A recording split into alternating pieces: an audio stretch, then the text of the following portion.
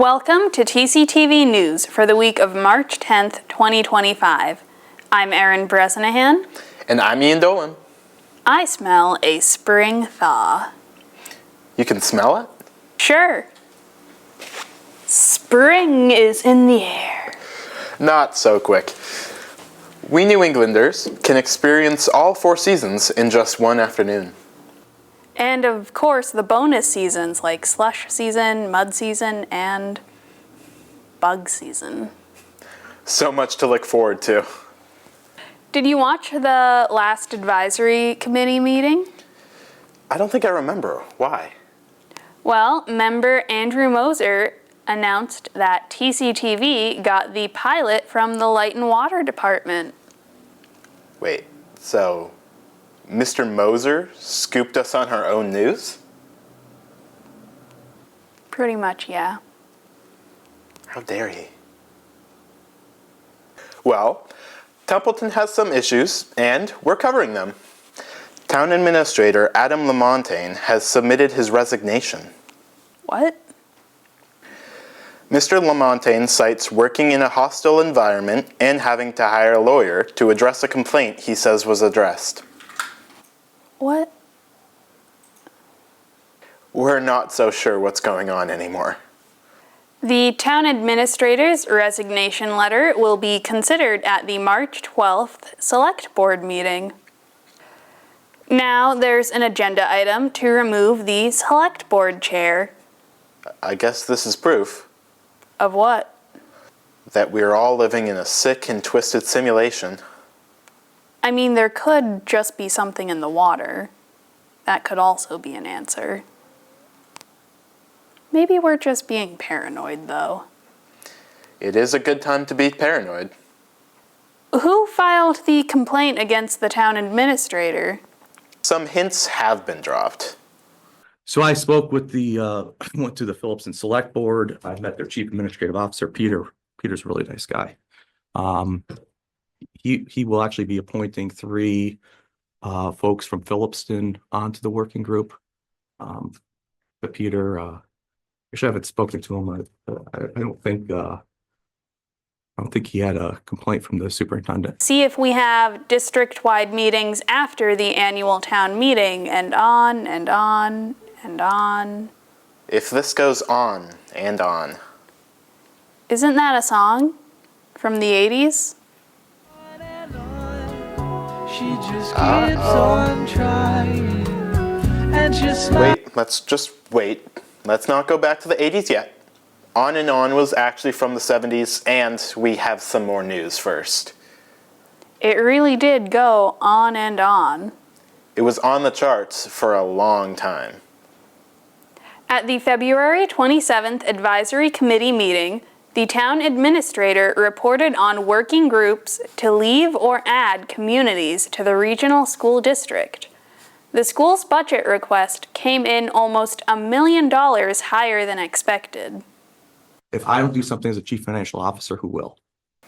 Also revealed, the Narragansett Regional School District has rescinded its community preservation request for softball field funding.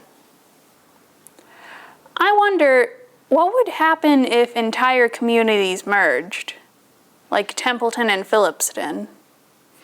I wonder what we'd call it. Templeville? Yeah, it sounds a little too much like a landfill. Phillipston and Royalston might be a better match. Philroy? Templeton and Winchington? Templewinch? How about Gansett and Murdoch? Merced? Gandock? Sounds like something from The Lord of the Rings. The Gandockians. Formidable. Also, at the advisory committee meeting, State Bill HD.3678, an act relative to chemical recycling sponsored by State Representatives John Zlotnick and Susanna Whips, prompted a discussion on Holman Street properties, formerly American Tissue, in Temple Stewart. I think the legislature would be much more amenable. So rather than outright banning an industry or a group of industries, is to is to change the permitting process. That property now is in tax title, so, you know, right now there's no special permit that's been ordered. And, but so we have time as residents. John feels very confident that, and so does, Senator Durant, that there's time on the state level.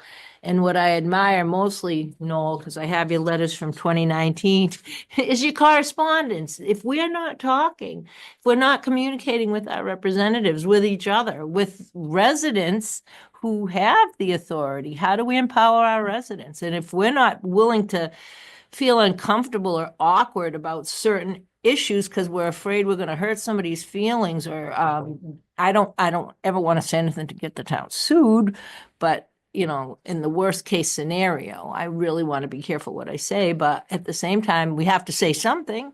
We have to do something. And people over there are still scared, and they still would like their water tested, because the groundwater in particular. PCBs were sitting on a concrete slab for 17 years. They did a test a half a mile around the perimeter, and there's old pipes underground that, you know, lead to under the road or down to Depot Pond. So if we care about each other, and I care about my fellow residents, I care about the people, and I care about people around, we're supposed to. It's just what we're supposed to do. Somebody else owns the property. He was served. He's got $1,000 a day fine. He owns, you know, we're hurting for money, and this guy owes us over $1 million. And we can't figure out what does justice look like to us? What does justice look like in that situation? I can't answer that right now, but what does justice look like? He's $13 million mansion. He built $300 million from 70 towns across the community. God have mercy on him. He could be repentant and be fine or what have you, but he's still in Nassau County Courthouse signing Secretary of American Tissue, President of American Tissue, and getting his business done. So what does justice look like for Templeton? And I think we were targeted on that property. I don't think it just happened overnight by coincidence. I think people had to talk about it, and for more than when they came before our board, which we bought right into it. The advisory committee's legislative priorities for our state representatives emphasize Main Street and Hamlet Mill bridges, plus other infrastructure. For our high priorities, $4 million for the Main Street Otter River Bridge reconstruction, $5 million for the Hamlet Mill Bridge reconstruction, $1 million for restoration of properties that are tax lien properties to meet the Commonwealth of Massachusetts goal of creating affordable housing, $600,000 to reimburse our town for water and sewer pipe expense that the town had to expend because East Templeton Rotary, which is a state project, built first before Main Street Otter River Bridge. Again, these are things that were included on the email that you sent me. And $400,000 in additional pilot monies for land owned by the Commonwealth of Massachusetts to meet formula as proposed by Mayor Wu of Boston. Comparison towns for budgeting and tax rate and police force comparisons were provided at the advisory committee meeting. Right now we have 10 full-time officers. In 2010, we had 10 full-time officers. Town of Barry, who has a population of 5,000 folks, 5,500 to be exact. They have 11 full-time officers here. Town of Ashburnham, they have a population of 6,415. They have 14 full-time officers. Winchendon has 10,000 folks, and they have 16 full-time officers. Town of Orange has 7,558, and they have 14 full-time officers. Westminster has a population of 8,000 folks, and they have 15 full-time officers. Rindge, New Hampshire, population of 6,476, has 9 full-time officers. Town of Jaffrey, New Hampshire, population of 5,503. They have 10 full-time officers as well. From the February 26th Select Board meeting, should police enforce truck engine or jake braking on Baldwinville and Brooks roads? Also, the NRSD school budget and CPC funding was questioned. How many different ways can a Templeton taxpayer is supposed to pay for that school beyond the required assessment. Templeton taxpayers are paying 4 different ways for that school district. A rollicking discussion on a proposed zoning bylaw amendment to prevent plastics incineration in similar industries took place at the February 25th Planning Board meeting. What is the Planning Board's role? A lack of trust was cited. The first section says, any project that includes waste to energy, waste to fuel, or any molecular conversion process must be approved at town meeting by a 2/3 vote. But it would be anyway, because it's under zoning, right?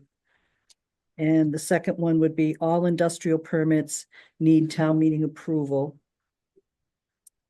And then the last bullet is incineration or high heat facilities that produce precursors to fuel are prohibited. I would say for this day and age, it's not excessive, it's necessary, and my, from my. What's that? A 2/3 vote with town meeting floor? Yes, my. But you want let me finish, but you want the planning board to do all the work first, right? That's what you're saying? No. Well, who's gonna do the work? My perspective is sometimes things get placed in inappropriate areas. That area to me, and that's why we're still working on zoning, and it's not something that we're gonna stop doing. We really want to understand. The stop's right here, Well, so you keep working on all you want. But I think the whole town should have a say in a situation of this nature. This is a major, this could be projects that could impact the whole town. And I think the whole town needs to have an option to have a vote on this. To bring it to town meeting after the planning board has reviewed it would be, in my estimation, the way it should go. I don't think that's an appropriate spot for an incinerator. Oh, Okay. I Maybe just- don't either, but right now, we don't have anything in front of us. We don't even have a plan. Has it on their website that Hmm? they are coming into our town. No, they filed a preliminary plan saying, this is what we're thinking on doing. Okay, No, we're saying we don't want you here. well, planning board, it's gonna come through the planning board, so everybody doesn't want it here, come to the planning board meetings. Well, we're here, Hmm? Kirk. We're here right now. Asking This you is to help nothing. us. This is But nothing, I'm talking a nothing. plan. We've done a lot of work. There's a lot of. I work don't, and research with all going due on, so- respect, I don't care how much work you did, you worked prematurely, because we don't have anything in front of us right now. not to what I know. I'm pro-business. I do believe that we need, Templeton will not sustain itself as a bedroom community. It doesn't work that way. We do need to encourage and bring some business in. Sadly, I don't think it happens as often as it should. And again, it needs to be done correctly and safely and with residents in mind and all of that. So there's a whole process that goes into that. Sadly, we keep getting businesses that are not attractive. So again, I think as select board and other people, it is important to encourage people to invest in Templeton and bring in something new. You know, because we need that. We need the tax base. It helps offset everything for everyone. Yeah. Want to get involved with your community, Templeton? Nomination papers for elected town offices are now available at the town clerk's office until Thursday, March 27th. Several seats are available for the annual town election on May 19th.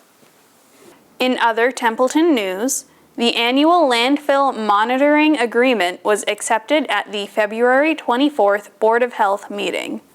Permitting trailers as temporary housing, subject to the sanitary code, may also come before the Board of Health. The Community Preservation Committee approved funding requests for softball field work at Gilman Waite Park and ball field work at Houghton Park for town meeting votes. NRSD's softball field funding request was later rescinded, and funding for a proposed skate park at Houghton Park was put on hold. Upcoming Templeton events include Templeton Parks and Recreation's St. Patrick's Day activities on March 15th. Check out their shamrocks and leprechaun traps from 4 to 6 p.m. at the Templeton Senior Center. Online registration for co-ed rec t-ball and girls softball is open online. And here are some gentle reminders.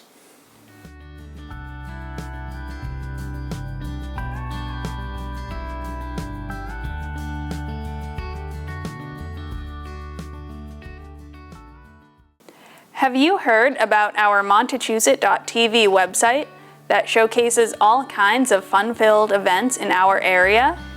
Here's a preview of what's coming this spring. Are you curious about who has the best pizza in Leominster? You can help decide during the 7th annual Pizza Crawl, March 16th through the 22nd. You can purchase your pizza card at the mayor's office in Leominster City Hall, then head down to participating pizza shops to purchase one slice of cheese pizza for $1. Once you've made your way around to all participating shops, you can bring your filled pizza card back to the mayor's office to vote for your choice for Best Pizza of 2025's Pizza Crawl. There's no pulling ahead through toppings. This competition is based solely on the quality of the core pizza itself, so the competition is tight. At the end of the competition, there will also be a drawing where a random pizza card will be drawn and the winner will receive a gift card to the shop named Best Pizza. If you have any questions about the Pizza Crawl, you can email mtasca@leominsterma.gov. Calling all budding performers looking for a stage. The Mill City Pub in Fitchburg will be hosting an open mic night every Monday night, 7 p.m. to 10 p.m. Performers of all varieties, including singers, songwriters, poets, and comics, are welcome to show off their talent on the stage. Sign-ups will open starting at 6 p.m., and the first acts will kick off at 7 p.m. Whether you're looking to perform or just enjoy the show, it's sure to be a great night. Another great night in the region will be Selwyn Birchwood performing his Electric Swamp Funkin' Blues live at the Bull Run Restaurant in Shirley on March 20th at 7:30 p.m. Trailblazing, instantly memorable songs, and gritty, unvarnished vocals easily place him among the best young stars in blues music. He has a deep familiarity with blues tradition that allows him to bust the genre wide open, delivering new sounds and musical textures with incredible fervor and natural storyteller's charisma. Tickets are $24. Doors open at 5:30 p.m. for dinner and seating. It looks like spring has finally come knocking on our door. Don't say that. This is only fool's spring. The more you believe this is actual spring, the more vicious Winter 2, The Cold's Revenge, is going to be. Fair enough. But if spring isn't ding-dong ditching us, the region's vernal pools will be coming to life, and you can get an up-close look at them with Mass Audubon at Wachusett Meadow Wildlife Sanctuary. On March 23rd, 1 p.m. to 2:30 p.m., families with children ages 5 and up can take a guided hike to see these small but mighty bodies of water that teem with life for just a few short weeks every year. You can learn all about the wondrous life cycles of our region's local frog, turtle, and salamander populations. Hikers are encouraged to wear sturdy shoes or boots and to dress for trekking outdoors. Registration is required, and you can find a link to the registration page on the calendar section of our Montechusett.tv website. Tickets are $15 for adult members, $18 for adult non-members, $10 for child members, and $12 for child non-members. Happy hiking! So Ian, I hear you've been photographing some of our beautiful potholes of Montechusett. I wouldn't say they're beautiful, but yes, I've been photographing some challenging roads for your sponsored video series. You can almost disappear into some potholes around here. Oh, believe me, there's some insanely bad potholes everywhere. My poor car. Do you have any favorite potholes? I don't know if I'd call any of them my favorite. I have a name for my daily pothole. What is it? Jeez! Now, for the Health and Wellness Report. According to the health agent, there were only 3 positive cases of COVID reported in the last 2 weeks, but norovirus cases are on the rise. Communicable diseases for the last 2 weeks, and they haven't updated it yet. we had 39 molecular tests with only one positive. What is running rampant is norovirus, and I can attest to you that it's running rampant. We also have pertussis, which is whooping cough. It seems to be, they caught it, so it hasn't gone rampant, but we had a couple of people, children with whooping cough. If you have any questions or concerns, please call 978-602-2356. There's been a lot of back and forth in the weather lately. Some days we're in the 50s. Other days we nosedive back down below freezing. And despite some occasional rain or snow, Central Mass remains in a level 3 critical drought status. Take a look at the forecast for the next couple of weeks.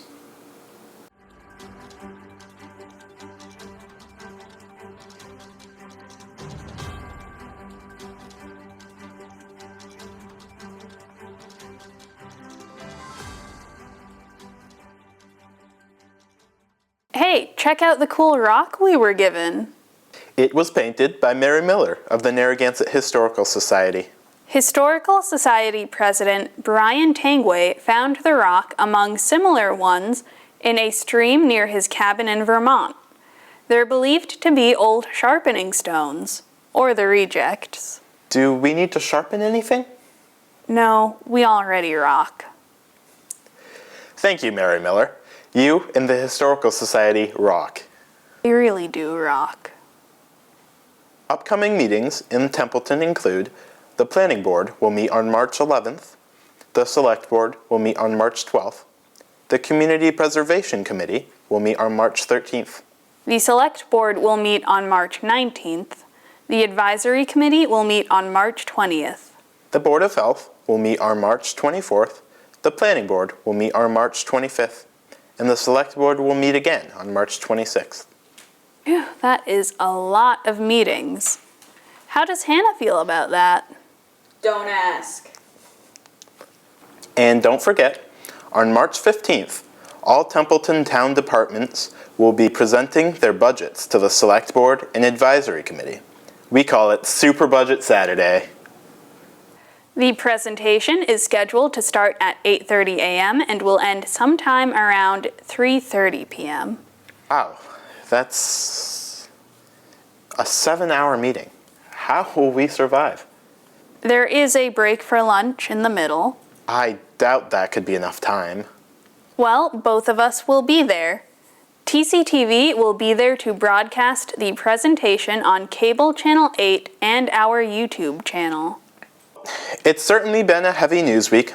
Lots of interesting developments to talk about, and even more on the way. But is there anything else to talk about right now? I'm not sure. Do we have anything else, Hannah? Don't ask me. Read the teleprompter. I don't see anything. Neither do I. Until our next show, we'll keep you informed with our new series, TCTV News Bites. We pick out the highlights of Templeton meetings so they're easy for you to find. That's right, Templeton. Stay informed with TCTV. I'm Ian Dolan. And I'm Erin Bresnahan. This has been TCTV News for the week of March 10th, 2025. We'll leave you with some clips from the recent Cabin Fever Collectors show, hosted by our friends at the Narragansett Historical Society.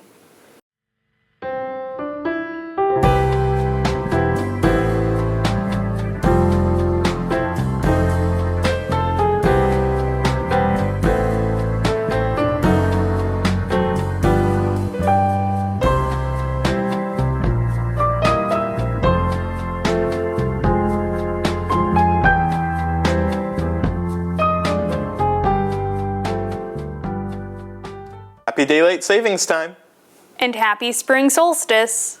And happy St. Patrick's Day. And happy Super Budget Saturday. Where are those clips?